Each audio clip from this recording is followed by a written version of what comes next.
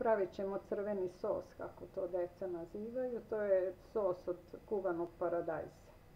Služi se uz kuvano meso, povrće, pire krompir neko koristi uz pire krompir.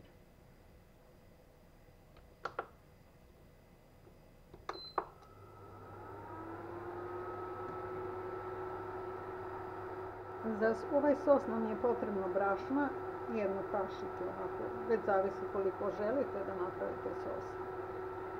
Brašno koje se proprži, uspe se paradajz, doda se šećera malo više jer je paradajz kiseo i posoli se, to je sve.